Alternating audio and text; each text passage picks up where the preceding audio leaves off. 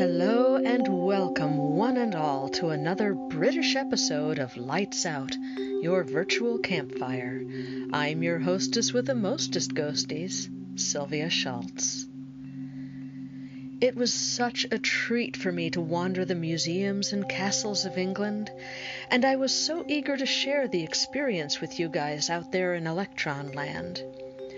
In this episode, we're going to poke around a museum that is devoted to haunted objects. Take my hand if you dare, and let's go lights out. The Haunted Museum is a trim little shop on a busy street in Nottingham. The exterior is painted in elegant, understated maroon. But once you walk through the door, all understatement goes right out the window. The Haunted Museum embraces the paranormal with vigor. The gift shop has a few haunted things sitting around. A huge voodoo doll, a piano that sometimes plays when there's no one around. But after you buy your ticket to the museum proper, that's when the fun really begins. Now, there is no recording or photography of any kind permitted in the museum, so in the interest of cordial Anglo-American relations, I did not snap any pictures where I wasn't supposed to, nor did I record anything. But I did take copious notes and wrote everything up for you in my travel journal. The door to the museum is a wrought iron gate covered in ivy. The first exhibit is of an original Victorian funeral beer cart. This isn't a horse-drawn cart. It's designed to be pulled by pallbearers, I suppose. The glass case in which the coffin sits, decorated with filigree at the top, looks delicate, but the cart itself had to be well constructed of strong wood due to the weight it constantly carried. A video screen near it plays on a continuous loop. It shows movement of the handle captured by CCTV at 2 a.m. Very quickly, the handle of the cart flips from a down position all the way up to touch the glass, then slams back down. One wall is lined with vignettes of taxidermied rats. During the 2020 lockdown, while everyone else was baking banana bread and nurturing sourdough starter, the owner of the museum decided to take up taxidermy. These displays are the result. There's one titled Lockdown 2020, showing a rat wearing a mask and pushing a cart overflowing with rolls of toilet paper. Pole dancers, 2 rats in a G-strings doing acrobatics with their skinny tails wrapped around the poles. You get the idea. The next room contained skulls, all donated to the museum, and all over 100 years old. A crying skull belonged to an early Victorian inmate of Newgate Prison.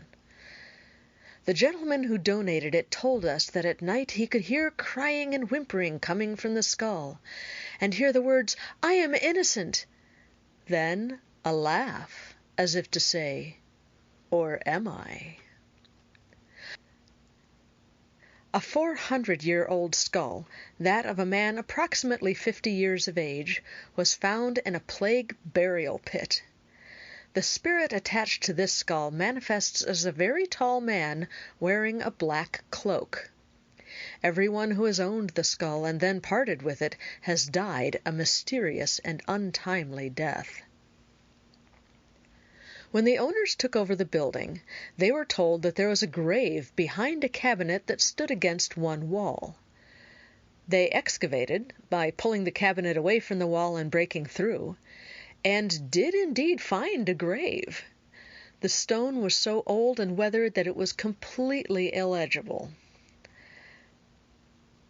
Also, in this cramped room carved out of the sandstone surrounding the building, there are 2 human skulls, one male, one female, that visitors can hold and have their picture taken with.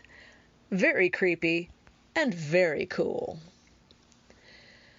A trip down a curving set of stone steps takes you down into the basement.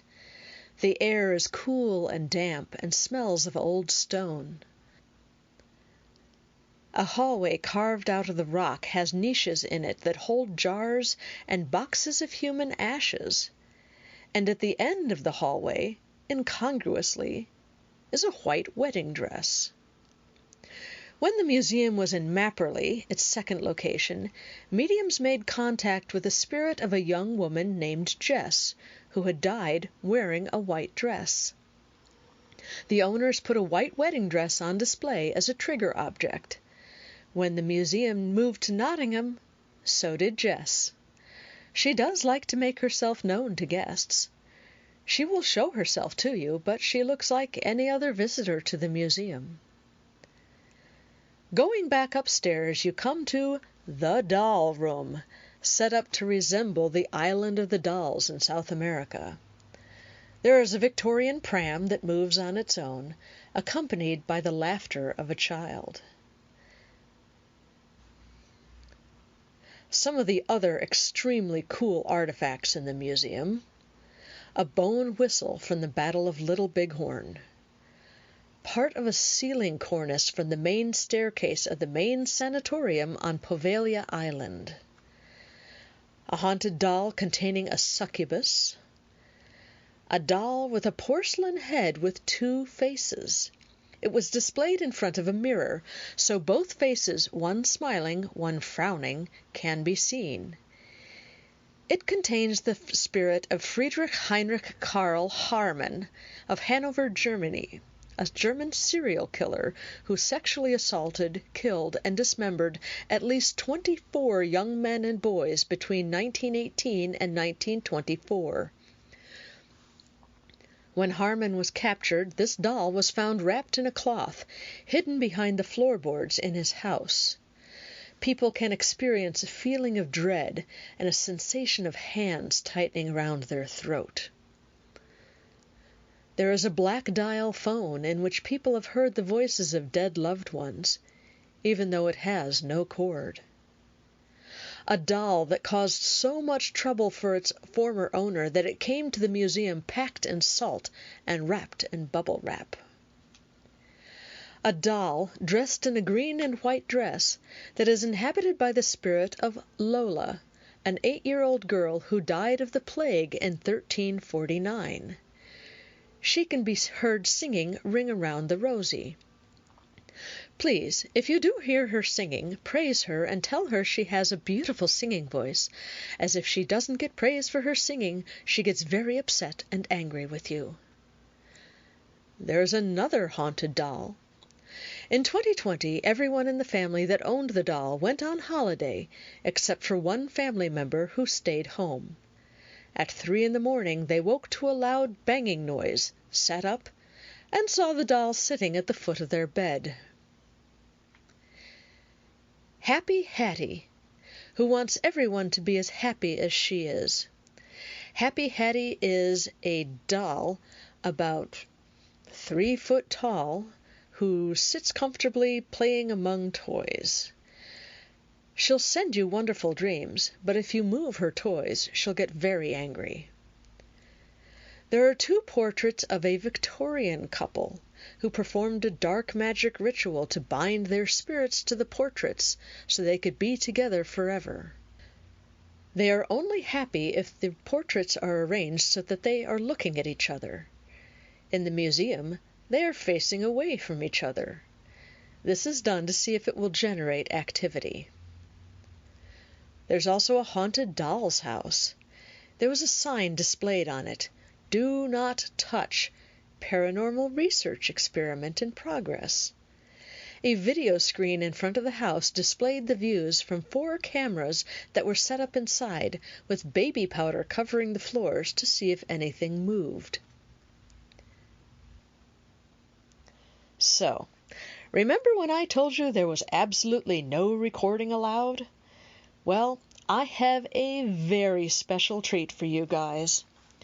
I talked to the girl who was manning the cash register in the gift shop and told her that I was writing a book on haunted museums and that I also had a podcast. She got permission from the owner to take me around the museum and tell me ghost stories about some of the artifacts, and I was allowed to record her. So now we're going to go through the museum again, just like I did, and this time we'll hear the experiences of someone who actually works here. I'm at the Haunted Museum in Nottingham. We're heading towards York. Okay, starting over. I am at the Haunted Museum in Nottingham, and I am following, what's your name? Cat up the stairs into the doll room. She is going to share with me the experiences she has had in the museum, and this is extremely cool because we're about to encounter some real haunted objects. I would say that this is the one thing that has, well, I've had the most intense experience with. It wasn't actually in this building, it was in our previous location. And as you can see, the doll has a spirit attachment of a serial killer known as the Butcher of Hanover, who, he had a predilection for teenage boys and young men. Yeah. And one day there were two young men who were stood watching the doll for quite a long time. And they came and told me that they'd seen the doll move.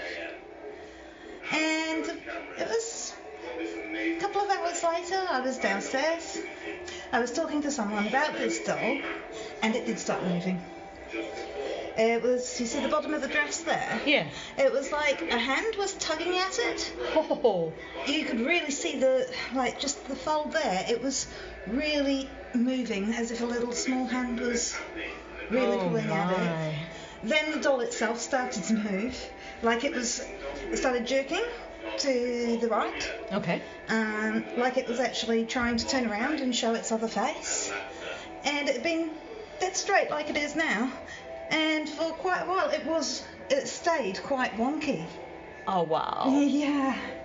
It was at a completely different angle to how it had started out, and it was honestly quite terrifying. I can only imagine. I did actually scream. I don't blame you one bit. Yeah, it was a bit embarrassing, but Right. I think you could be forgiven for that. Yeah. Okay, I'm going to quickly read the sign here. Cursed doll, nicknamed the Butcher.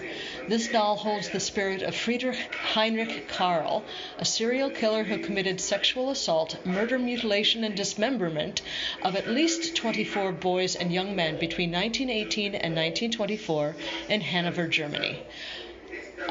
He was... Well, that says Karl, and that says Harmon. Oh, Harmon is his last name. Is Friedrich Heinrich Karl Harmon? Okay, Harmon was found guilty of the 24 murders for which he was tried and sentenced to death by beheading in December 1924. The evil spirit has shown himself in the mirrors of the evil side of the doll, which was found in his bedsit, wrapped in cloth and hidden under the floorboards. It is said that if you look long enough, you may also see the souls of his victims within the mirror. People have said that when they come in contact with the doll, they feel tightening around their throats and a feeling of fright and dread. All right, next one. Next one we have here is a mammon. Okay. Prince of Hell, Mammon. This is said to hold the demon Mammon, or greed, and is said to make those who come in contact with him extremely materialistic. During his time in heaven, he was depicted as forever looking downward at heaven's golden pavement rather than God himself. In fact, Mammon's obsession with gold was to the point where he did not even care about Lucifer's rebellion, but due to the fact that he cared more about material wealth than God, he was cast out by the Archangel Gabriel. Kat, take it away. Well, when we first got Mammon, he was very tricky. Ooh. He liked to play games, a lot of games. So again, this is in our previous location, which was in the basement of a Victorian building. And yeah, it's not that he did anything particularly bad, but just weird things would happen. So I'd go downstairs, everything would be normal as it should be. I'd come back up, I'd go back down, nobody's been down there, and I'd find things, usually, weirdly enough, plastic drinking straws. Now, there was a cafe in the building, but they didn't use plastic straws. And they didn't use these big, clear plastic straws, that kind of thing that you used to drink like a thick shake out of. Yeah. Or bubble tea. We use it for bubble tea in the United States. Okay. And they just kept appearing. And pens as well. Just like a porch, just suddenly showing up? Yes, just appearing on the floor. One day I go down there just to tidy up towards the end of the day. Picked up a drinking straw, threw it away, come back up, mentioned it to my colleague. He's gone down there about 10 minutes later, and he's like, "Didn't you pick the drinking straw up?" I'm like, "Yes, of course I did." And it's holding a drinking straw, which he'd actually found under that cabinet with the voodoo skulls. Well, okay. Yeah. And that is strange. And how did you connect that behavior to this doll? Just it happened when it started happening when you acquired it? Yes. Okay. Yeah. Okay. The doll itself almost looks like a sock monkey, but it is a stuffed animal. It's got cream-colored fur and a monkey's face. Okay. Any others? I can tell you about the succubus, although I didn't actually witness that myself. My colleague did. Go for it. So the succubus here, she was acquired at a similar time to Mammal, and it was basically her first day in the museum. And my colleague was talking to some visitors about her, and there was a man there who was essentially laughing at her, which isn't what you want to do. She started rocking backwards and forwards and actually broke open the door of her own cabinet. Yes. Oh, man. Wow. Well, treat you with respect. Goodness. Oh, cool. Yeah. You want to... Oh, yes. Succubus. This doll is said to be a vessel for a succubus. A succubus is a demon or supernatural entity in folklore in female form that appears in dreams to seduce men, usually through sexual activity. According to religious traditions, repeated sexual activity with a succubus can cause poor physical or mental health, even death. In modern representations, a succubus is often depicted as a beautiful seductress or enchantress, rather than as demonic or frightening. The male counterpart to the succubus is the incubus. And I have to tell you guys listening here that this succubus does not look beautiful or enchanting at all. I'm very sorry to say that she looks kind of terrifying. Round head, blonde wig tied with red plaid ribbons. She's got a beautiful choker around her neck. Her body is made of brown corduroy, and her legs are crossed. She's holding a shallow dish on her lap, on her crossed legs, which holds a candle. And there is, I'm not going to take a picture because we're not allowed, but there's a big sign on top of what I just read you, above it, that says, "Danger, do not open this door." Okay. Look out. So the next thing I'm going to tell you actually happened over the space of a couple of days. Okay. It was Wednesday morning, and I was here on my own, opening up for the morning, and I've come up here to switch on in the exorcist room and the clown room. Mm-hmm. And, well, it was in the clown room. I felt sick like never before. Oh my. There was a really oppressive atmosphere, and I was, to cut a long story short, I was like, I was having to hold myself back from losing my breakfast. Oh my. Which was pretty intense. I'm not a nauseous person, and I've not felt like that here before. But when I went back down, I was fine. Really? It was very strange. So that's the Wednesday morning. Okay. On the Thursday evening, when I was closing up, everything's fine. Everything's normal. Friday morning, I come in, and as I'm coming up the stairs, something catches my eye because it's out of place. And this drawer here under the exorcist kit was open. Oh. And there's no reason for it to be open. There's nothing in there. But there it was open. Okay, that's a bit odd. Close it. And you think, well, it's just one open drawer. Mm-hmm. But I come through here into the clown room, and something catches my eye straight away, which is the doll's house door there, which was open. Oh, that ain't right. Yes.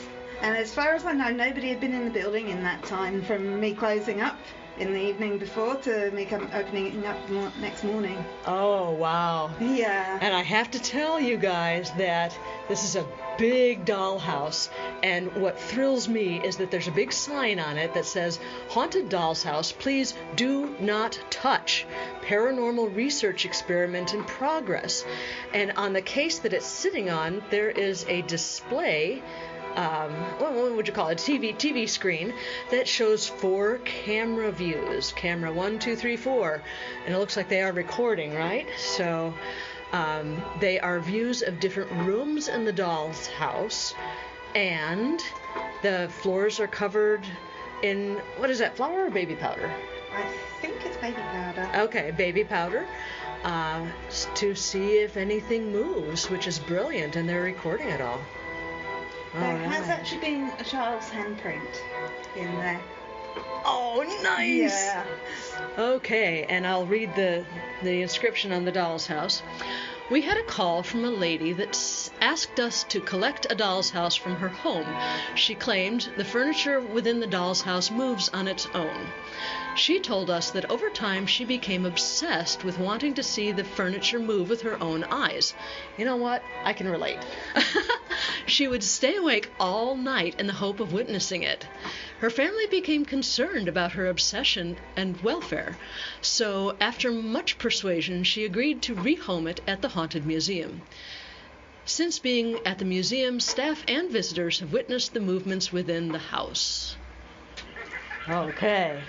And I do have to ask, I've got you, why aren't these photographs facing each other? I mean, that's the whole point, right? Yes, essentially they're not facing each other to see if it creates any activity. I was wondering if that was the case.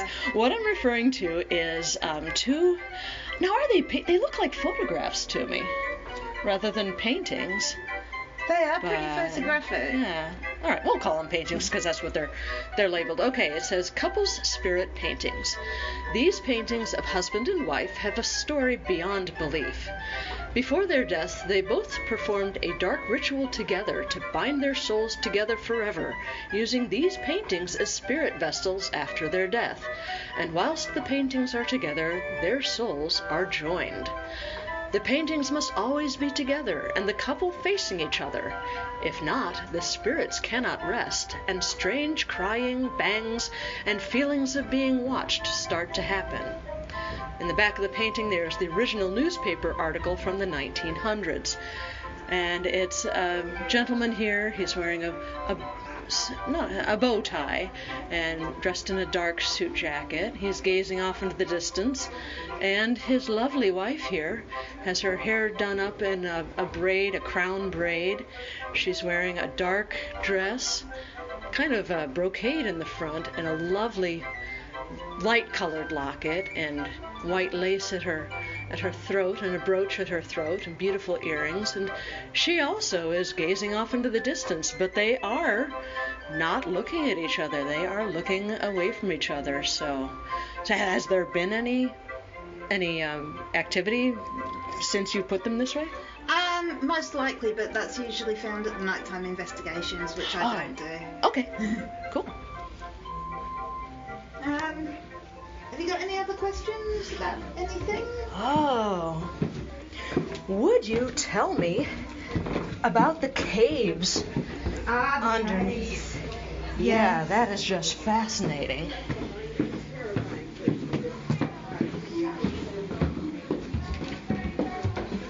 Yeah, should we hit through to this one? Yeah.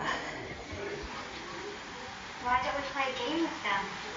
How does that sound? Yeah, so as you're probably aware, there are a lot of caves in Nottingham. Oh, I was not aware of that. Ah, okay. So basically all this street, certainly on this side, there's all caves. And up the top as well. Just under the buildings? Yeah, yeah. Okay. Gosh, I've been building them for, well, Nottingham has a really, really old history. I can't remember what year that they started making them, but people used to live in them. Oh. Back in the day. Oh, so they're man-made caves. Sandstone. Oh, yeah. okay, cool. There's a lot of pubs around here because they were able to use the caves as cellars. There you go. Yeah. Now the caves in this building were boarded up for decades. That's a shame. Because this building was, before we moved in, was a music shop. Ah. Yeah. So they sold wind instruments and repaired them and so on here. And so, yeah, because there was a bit of a damp, they just boarded these up because they didn't have any use for them.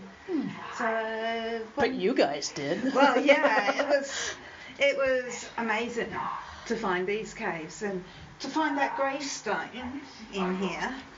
Yeah. How long that's been here for, we have no idea, or how it got here even. There is a very old cemetery across the road. Okay. So, who knows? Who knows? Maybe somebody, back a few hundred years ago decided to get drunk and bring a gravestone home. You just don't know. Okay. But there have been reports of a little boy around that gravestone. Oh, my. Yeah, one of our regular visitors has seen him. Wow. And I've had other people mention seeing a little boy around here. Neat. Yeah. Oh, so cool. All right, so I am standing in a sandstone cave that has been carved out of the rock. There are along one wall there are niches with human skulls in each one, which is just way past cool. And right here is where you can hold a real human skull, which I'll put up a picture of it. It's not a very good picture of me, but it's a cool picture of the skull. And in the adjoining wall, there are two caves kind of a little farther back. Now, did you put this wall in, or is that part of your decorations, this brick wall, or was that here? The brick wall was here. Okay. The brick wall was here. So there are two cells, basically, that are divided by a brick wall. One on the right, when you're looking at it, is a pet cemetery. Real dog skeletons, real gravestones from a genuine pet cemetery. And there's a broken stone here. You can see the word died and a loving, faithful friend. And there's a Jackie, to dear Jackie. I can't read the date on that, but it looks like 1903, March 10th, 1903. And there are dog skeletons here in memory, another one in memory of Jack. So, yeah. And you guys are all good dogs. And the other one on the left says, The Mystery Gravestone and Sandstone Cave. When we first came to view this building, we were told about a cave that was hidden for at least 44 years behind a cabinet and brick wall. Oh, there you go, brick wall, okay. And behind this cabinet and wall was a doorway that held a gravestone. Once we took over this building, we removed the cupboard and wall, and there behind the wall was a sandstone cave with the gravestone. The gravestone is extremely old, and any inscription that would have been on the stone itself has since faded to that of a degree that it can no longer be read. We have added a real medical human skeleton to the top of the grave itself, and it is just deliciously creepy. Oh, and it's dressed in clothing, too, in very old-style clothing, and you can just see him lying there. And yeah, the stone, guys, is extremely old. It's cracked. You can read absolutely nothing on it. Very, very worn. Very, very cool. Oh, and okay, before I let you go, is there anything else you want to talk about? Not that I can think of. Okay. Would you talk about Jess, please? Jess, Yes. What would you like to know about her? The story of how she came to be at the museum. Okay, so when the museum first opened, it was in a different building. This is our third time. Third, okay. Third and final. The first building was a old movie theatre, which she was there. Okay. And she attached herself to the wedding dress and has since travelled with us. Oh, From neat. one place to another. Okay. And she does show herself. She has been known to talk to visitors even. Oh, brilliant. I invited her to talk to me, but I haven't heard anything. I haven't seen anybody walking around that, well, I've seen people that look real, but I haven't seen anyone that has revealed herself to me as Jess, even though I asked nicely. Yeah, I mean, we do know that people have seen her because people have come out of the museum saying that they've had a conversation with a lady, but there's been nobody there. Oh, wow. Yeah. Okay. Cool. Yeah. And of course there's Henry as well. Okay, tell me about Henry. So he's, hang on, we'll go out here. Alrighty. Yes, Henry has a very interesting story. This is Henry. The skull was found in a plague pit.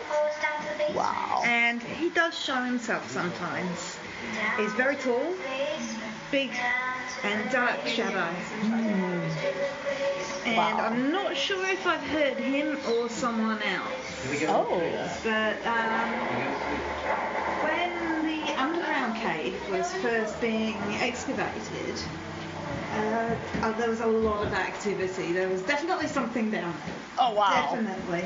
And I was walking along through here. Absolutely nothing going on. I get to about here.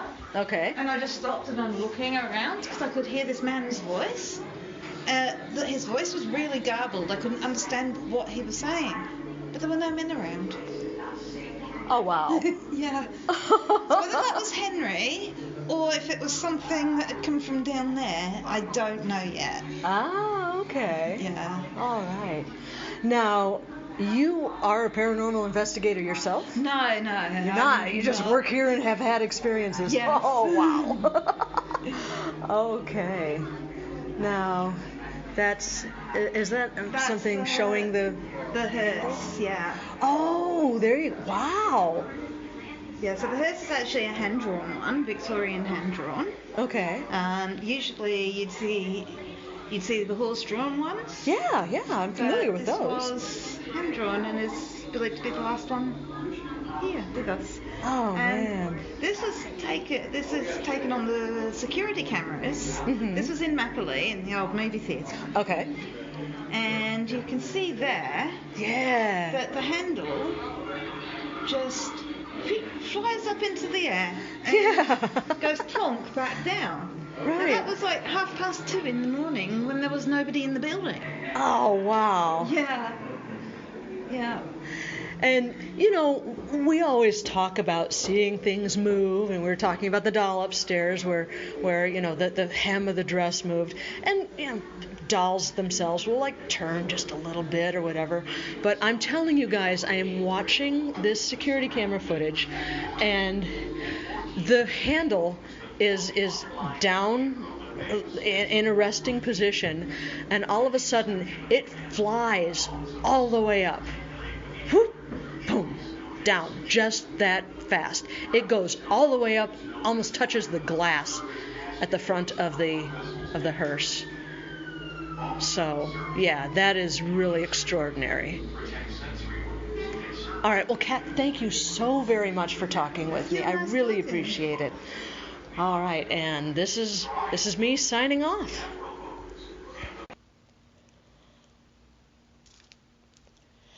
I want to give a huge, huge shout out to Kat at the Haunted Museum for graciously sharing her stories with me. If you're ever in England, make room in your travels for a visit to Nottingham and the Haunted Museum. There are so many cool things to look at. And while you're there, do say hello to Cecil.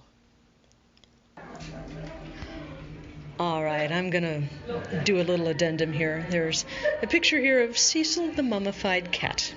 Cecil is well over 40 years old. He died over 25 years ago and has been mummified naturally.